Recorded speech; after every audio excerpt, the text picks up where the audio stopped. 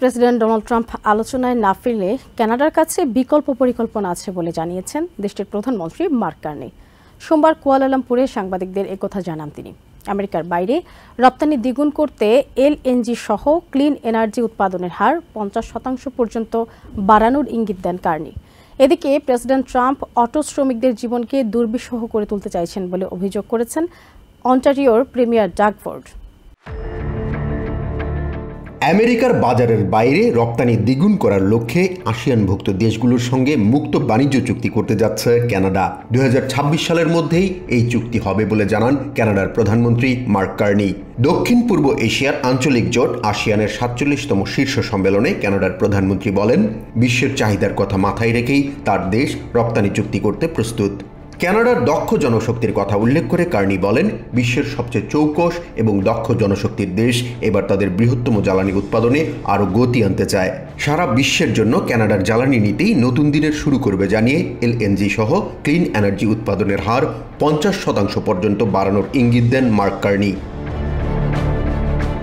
এদিকে president Donald Trump বলেছেন, বাণিজ্য চুক্তি বা শুল্ক আরোপ বিষয়ে কানাডার সাথে অচিরেই কোনো আলোচনায় বসবেন না তিনি।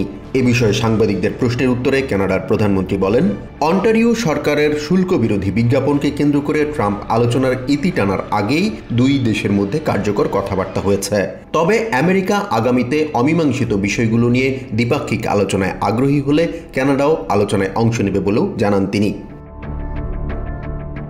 কার্নি জানান, আলোচনার সমাপ্তির পর থেকে তিনি ট্রাম্পের সঙ্গে আর কথা বলেননি। তিনি আরও বলেন, দুই দেশের আলোচনায় অগ্রগতির বিষয়টি অস্বীকার করার কিছুই নেই। যদি ট্রাম্প আলোচনায় ফিরতে না চান তবে কানাডা বিকল্প পরিকল্পনা অনুযায়ী এগিয়ে যাবে বলেও জানান তিনি। গত সপ্তাহে হঠাৎ করেই কানাডার সঙ্গে বাণিজ্য আলোচনা বন্ধ ঘোষণা করেন প্রেসিডেন্ট ট্রাম্প। কারণ হিসেবে তিনি অন্টারিও সরকারের একটি শুল্ক বিরোধী বিজ্ঞাপনের কথা উল্লেখ করেন। ট্রাম্পের দাবি অনুযায়ী বিজ্ঞাপনটিতে সাবেক রিপাবলিকান প্রেসিডেন্ট রোনাল্ড রিগানের কণ্ঠ ব্যবহার করা হয়েছে। এরপর শনিবার কানাডার উপর অতিরিক্ত 10% হারে শুল্ক আরোপের ঘোষণা দেন ট্রাম্প। অন্টারিওর প্রিমিয়ার ডাগ ফোর্ডের প্রতি কোনো ক্ষোভ আছে কিনা সাংবাদিকদের এমন প্রশ্নের উত্তরে কার্নি বলেন, জটিল আলোচনায় সবসময় অপ্রত্যাশিত মোড় আসে এবং এক্ষেত্রে ধৈর্য ধারণ করাই সবচেয়ে কার্যকর কৌশল। এদিকে প্রেসিডেন্ট ডোনাল্ড ট্রাম্পের আচরণকে অপ্রত্যাশিত বলে মন্তব্য করেছেন অন্টারিওর premier dug Ford.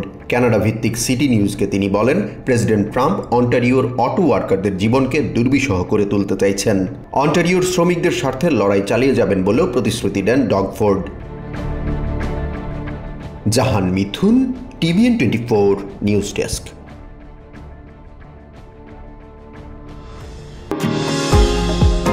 New York থেকে সম্প্রচারিত TVN 24 টেলিভিশন বিশ্বজুড়ে বাঙালির কণ্ঠস্বর।